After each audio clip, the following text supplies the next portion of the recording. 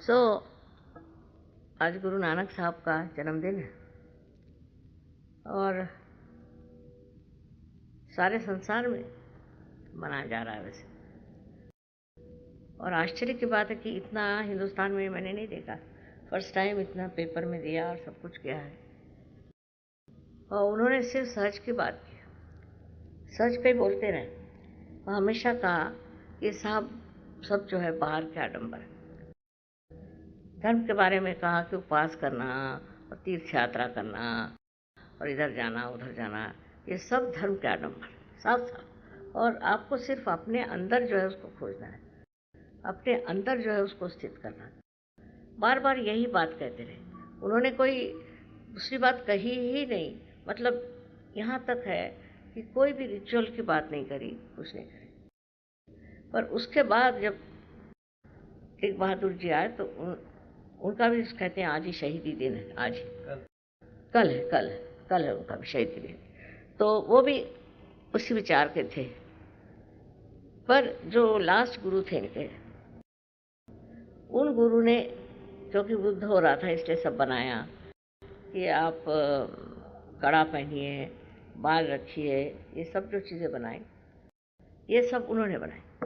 पर गुरु नानक साहब ने तो सिर्फ स्पिरिट की बात करी। वो कहा बाकी सब चीज़ें बेकार है, बिल्कुल साफ साफ कहा। कोई अब पढ़ता ही नहीं, उसे करे क्या। वो तो एक उंगली रखेंगे, ऐसे पढ़ेंगे, यहाँ तक आएंगे, फिर वहाँ तक पहुँच के फिर वो उंगली रखेंगे। इस तरह से कोई पढ़ सकता है? अगर उसको ठीक से पढ़ा जाए और उसको मनन किया जाए तो ये जो शब्द जाल है ये खत्म हो जाए।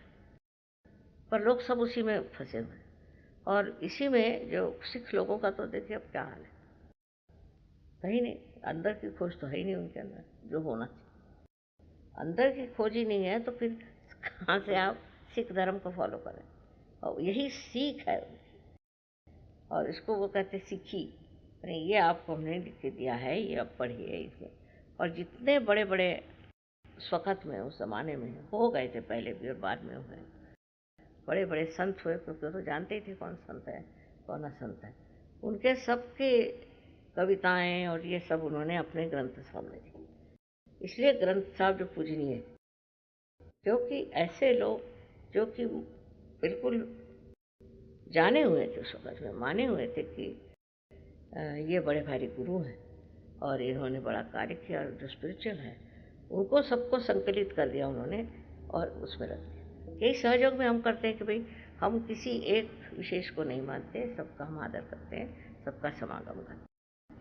ये उन्होंने उस वक़्त किया। पर उस वक़्त जो कहा लिखा वो सब शब्दों में खत्म हो गया, उससे आगे कोई गया नहीं। तो भी कबीर ने लिखा है कि पढ़ी पढ़ी पंडित मूर्ख भय।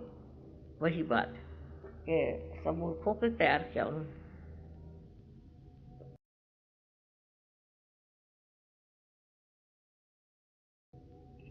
अब ना तो कोई लड़ाई हो रही, नहीं कुछ हो रहा, तो ये पगड़ी रखने की ज़रूरत नहीं और कच्छे रखने की ज़रूरत नहीं और फलाने और क्या क्या होता उनका कंघी रखने की ज़रूरत नहीं और सब चीज़ें वो उसी तरह से करें। पर शराब पीते, शराब में उनको कोई ऑब्जेक्शन नहीं। शराब को बहुत मना किया हम। जो आदमी अपनी चेतना की बात करेगा वो शराब को सपोर्ट ही नहीं कर सकते, और उधर शराब पीते हैं, इधर ये सब करने का। इसमें बड़े पर्टिकुलर है कि पगड़ी लगाएंगे और ये करेंगे वो करेंगे। एक क्लैन जैसे बनाना चाहते हैं और उस क्लैन में रहना चाहते हैं। और इसलिए ये सब करने से अंदर की बात जो कही वो कब होने वाली। सो इसी तरह से चलता रहा इन लोगों को, पता नहीं कैसे they have taken to this kind of ritualism. और देखो बाहर आ गए, बाह्य में आ गए, बाह्य से ही सब कुछ उनको समझ में आता है। अब इन लोगों को मोड़ना अपनी तरफ कोई कठिन काम तो बिल्कुल नहीं होना चाहिए, क्योंकि उन्होंने वही कहा है जो हम कर रहे हैं। उन्होंने किया नहीं, फर्क ये, हमने किया है, उन्होंने किया है। कहा है सहज समाधि लागू, कैसे? सो भी कहा है कि कुंडलिनी से होगा, ये भी कह दिया, पर कौन करेगा वो नहीं। तो रियलाइजेशन तो मेरे ख्याल से उन्होंने दिया ही नहीं किसी को। जहाँ तक कहते उनके 2 शिष्य थे, उन 2 शिष्यों को उन्होंने रियलाइजेशन दिया था। अब एक आदमी अगर 2 शिष्यों को दे तो उसका क्या इफेक्ट आ सकता है? तो लोगों ने उनका जो बाह्य स्वरूप था उसको ले करके वर्क शुरू कर। बड़े बड़े उसके बनाए। आप तो देखते हैं कितने सारे मंदिर बनाए, क्या क्या बनाए, सब कुछ। उससे कोई फ़ायदा नहीं, और मनुष्य कम बनाए। और जो बाकी बने हैं वो सरदार जी हैं, क्या बताएं इनको किस तरह से समझाया जाए कि। पर अब सहज में आने लगे, ऐसा नहीं, मैं देखती हूँ तो बस 8-10 सहयोगी आते ही हैं क्योंकि जो कि सिख हैं, पगड़ी वगड़ी लगाए रहते, कुछ बगैर पगड़ी के आते हो तो मुझे पता नहीं, पर एक नामधारी सिख है, नामधारी हमें मानते हैं। वो लोग ज़्यादातर वहाँ पर है बैंकॉक में, तो वहाँ काफ़ी लोग आए थे, 50-60 नामधारी। वो सफ़ेद पगड़ी पहनते हैं, तो उनका जो पता नहीं क्या है, उनकी विशेषता मुझे नहीं मालूम, लेकिन वो फॉलो करते हैं जो उन्होंने कहा हुआ। इसी तरह से धर्म में डाइवर्जेंस होते जाते हैं, वो पता नहीं कहाँ जाके पहुँचे हुए हैं, आपस में लड़ रहे हैं फ़ायदा नहीं।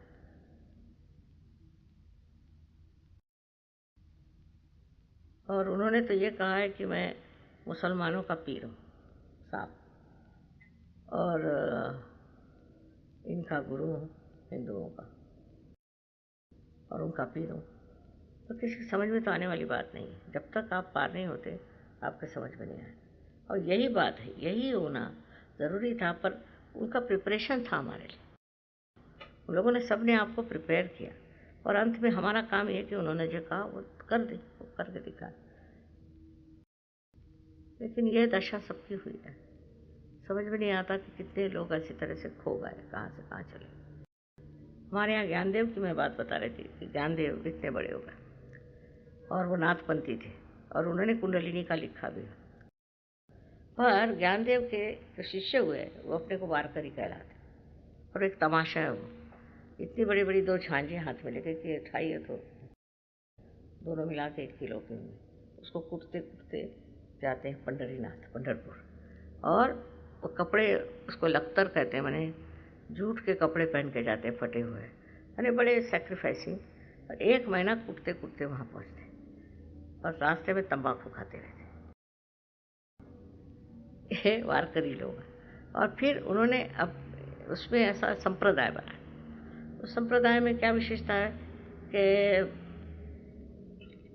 जैसे वो एक पालकी निकालते, ज्ञानदेव की पालकी, जिनके पास के जूते नहीं थे पैर के, तो उनकी पादुका उसमें रखते, और वो लेकर के गांव गांव जाते। अब जिस गांव जाते हैं वहाँ पालकी आई तो वो सब वहाँ खाना खाते, फिर दूसरे गांव गए, फिर पालकी आई, वहाँ खाना खाते। यानी भीख मांगने का नया तरीका वहाँ बनाओ। तो इस तरह की चीज़ें। और तीसरा एक कि वो उनका जन्म हुआ था जहाँ आळंदी में, वो पुणे के पास। बाद में वो गए थे आगे नेवासे में हुआ उनका राष्ट्रीय, पर जहाँ पैदा हुए तो वहाँ औरतें एक पूरी कुंडी जिसमें कि वो लगी हुई है, तुलसी लगी हुई है, और जो बिल्कुल मिट्टी से भरी हुई है, कम से कम 3-4 सेर से कम नहीं हुई, उसको सर पे ले करके आळंदी तक पैदल जाती। तो ये आंखों देखा हाल है, समझ में नहीं आता क्या करें। और बहुत से लोगों ने उनके नाम पर इतना पैसा बनाया, इतना नाम पर पैसा इतना गया, कुछ समझ में नहीं। कैसे लोग इस चीज़ को मानते हैं कि किसी भी आदमी का नाम ले लो पैसे बनाओ, और इसी तरह से उनका सारा जो कार्य था खत्म। इतना ही नहीं, एक साहब है वो ज्ञानदेव पे ये देते हैं बड़ा भारी लेक्चर वेक्चर, वो बहुत पैसा बनाते हैं सिर्फ लेक्चर देते हैं, अपने मन से जो चाहे बोलते रहते उनके बारे में, लोग अपना सुनते रहते। इस तरह की अंधश्रद्धा भरी हुई है सब लोग। और इसी तरह से गुरु नानक साहब के साथ भी हो गया। मैं देखती हूँ कि कोई जानता ही नहीं गुरु नानक साहब ने क्या कहा क्या नहीं कहा। और यहाँ तक कि चंडीगढ़ बनाया, उन्होंने चंडी की बात करी है, हमारे आने की बात करी है, सब कुछ वर्णन किया हुआ है, कोई नहीं सुनता, कोई देखता भी नहीं। तो इसी तरह हर एक का हो जाता है। पर अब जो है जिसको पार हो गए वो पार हो गए, अब उनका ऐसा नहीं हो सकता, क्योंकि आपको तो सत्य मिल गया है, तो अब आप झूठ नहीं स्वीकार कर सकते। और इसमें से कुछ झूठ निकले भी तो खत्म हो जाए। अब इतने लोग पार हो गए हैं सारे संसार में कि अब कोई झूठ नहीं फैल सकता। हमने जो कहा वो टेप्ड है, रिकॉर्डेड है, सब कुछ है, तो कोई उसको बदल नहीं सकता। इसीलिए मैंने किताब नहीं लिखी, क्योंकि टेप को तो सुनना पड़ता है, पर जो किताब है उसमें आप पढ़े जा रहे हैं, कुछ समझ नहीं आ रहा, देख रहे हैं। इससे बेहतर है, मैंने कहा किताब कम लिखो, ज़्यादा जो है वो सुनने को कहो, सुन सुन के खोपड़ी में जाएगा। नहीं तो पढ़ने में बस मनोरंजन हो रहा, पढ़ रहे हैं तो क्या फ़ायदा। और जब अब देखते हैं क्या सहयोग का हाल होने वाला है आगे, मुझे समझ नहीं आता कि अब तो नहीं बिगड़ सकते,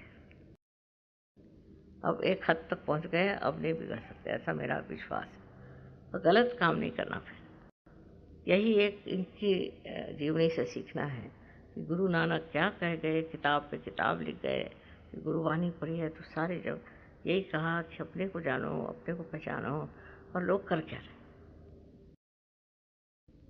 लेकिन सहज में ऐसा होगा नहीं, क्योंकि आपको सबको पका लिया मैंने, अब तो नहीं, अब बदल सकते, अब लोग चाहे तो भी कुछ नहीं हो सकता, जो हो गया सो। और कितना अपमान है उनका, और कितने उन्होंने तकलीफें झेली, कितनी विपत्ति में रहे, वो करके सब किया, पर जागृति नहीं थी। ये पॉइंट आज हम कह रहे थे आपसे कि जागृति नहीं थी, इस अनुभूति नहीं हुई। तो अब फिर उसके बाद आप जो भी करना चाहो, जैसे कि वैसे, सिर्फ आप किसी का नाम लीजिए, उस किताब पढ़ी तो थोड़ी बदल होने वाला है, जागृति हो सकता है। और यही इनके से एक लेसन सबको लेना चाहिए कि हम इस तरह से गलत रास्ते पर नहीं जाए, या हम कोई अलग धारणा न लाएं, ये बहुत ज़रूरी है। हम जो है, हम सहयोगी हैं, इतना विशद रूप से सहयोग समझते हैं, गहन समझते हैं कि अब इससे कोई और चीज़ निकालने की जरूरत है। अभी भी एक आध दो होते हैं कि ऐसा है तो ये करो वो करो, सब बेकार की बात है। बिल्कुल क्या कहना चाहिए उसको कि एक तरह का झूठा ही व्यवहार है वो, सच्चाई कुछ नहीं। क्या आप इसको इधर पानी को इधर रखो तो उधर रखो तो रखो, इसे कोई ऐसा हमने कभी कहा ही नहीं आज तक। जो चीज़ कही ही नहीं वो कर रहे हैं। पर अब ऐसा कि वो कान से सुनेंगे तो पता चलेगा, वो तो कान से तो जाएगा ना सर में, चाहे पढ़ने से न जाए, समझेंगे कि ये नहीं कहा माने, जो नहीं कहा नहीं कहा, आप क्यों करते हो ऐसे। पर वो पुराने संस्कारों की वजह से, उससे भी होता है। जो पुराने संस्कार है कि दूसरा कि हमारा जन्म इसमें हुआ तो वैसे हम चलें, ये जब तक नहीं छूटता है तब तक सहज का असली रूप उतरता भी।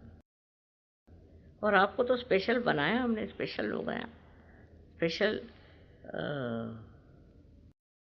धर्म आप जानते हैं, सब कुछ आप जानते हैं, अपने बारे में जानते हैं, दूसरों के बारे में जानते हैं, जागृति आप कर सकते हैं, सब आज समझ सकते हैं, तो आप तो संपूर्ण हो गए। अब इसके बाद बिगड़ने की क्या बात है, बिगड़ ही नहीं सकते। तो इस पर मुझे आज यही विचार आया कि गुरु नानक साहब कितनी मेहनत, इतना सहन किया, और वाइफ भी उनकी ठीक नहीं थी, बहुत परेशान रहे, और करके जो उन्होंने बनाया, तो उसका क्या हाल है आज। ऐसे ईसा मसीह का, ऐसे सबका हाल है, मोहम्मद साहब का यही हाल है। सबसे ज़्यादा गुरु नानक साहब के लिए होता है, क्योंकि वो सबसे लास्ट आए थे और बहुत समझाया, सब कुछ किया। उसके बाद साईनाथ आए, साईनाथ कहते थे कोई ज़रूरत नहीं, सब बेकार, साफ कह दिया कि आपने कुछ चीज़ शुरू कर दी तो सब लोग खराब हो जाते, क्योंकि जागृति नहीं दी।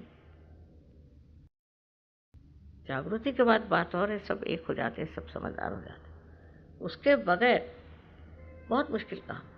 तो उन्होंने तो किया ही नहीं ऐसे, उनको कोई ऑर्गेनाइज नहीं किया, लोगों को जोड़ा ही नहीं, कुछ नहीं, उनके शिष्य हो गए बस ऐसे। और हमने भी ऑर्गेनाइज नहीं किया, हमारा कोई ऑर्गेनाइजेशन नहीं है, कुछ नहीं, पर पार होने पे ऑटोमेटिक ऑर्गेनाइज हो जाते हैं। जैसे शरीर है, इसके सारे अंग प्रत्यंग ऑर्गेनाइज थे अपने आप, उसी तरह से कोई ऐसा ऑर्गेनाइजेशन नहीं है, कुछ नहीं है, सब ऐसे ही चल रहा है।